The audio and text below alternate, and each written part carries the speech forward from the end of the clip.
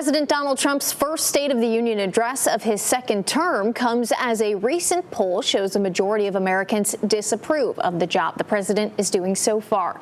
ABC's Karen Travers is at the White House with more.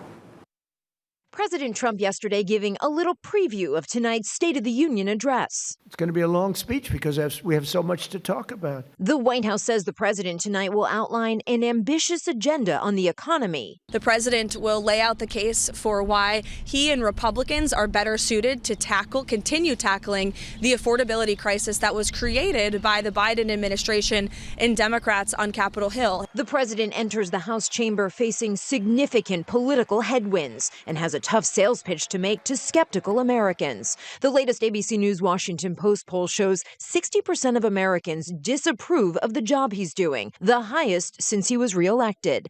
A majority of Americans disapprove of the president's handling on key issues, including inflation, tariffs, and the economy. Over the past year, there has been tremendous progress to move the ball forward toward attaining the level of economic prosperity we had under President Trump's first term. On Friday, the Supreme Court struck down most of the tariffs the president had imposed on nearly every country using an emergency powers law. The president slamming some of the justices following that decision. And I'm ashamed of certain members of the court.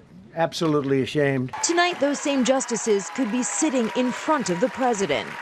The State of the Union address comes as the president considers a military strike against Iran. The White House wouldn't say if he'll give new details on that potential action. You'll hear the president tout the accomplishments overseas of the United States military over the past year under his leadership. Some Republicans say they want him to focus on his successes. I'm not sure the content of the speech, but I expect it'll be a positive, affirming statement about all the things that we have accomplished together.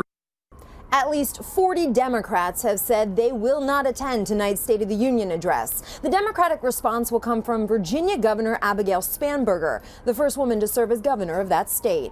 Karen Travers, ABC News, the White House.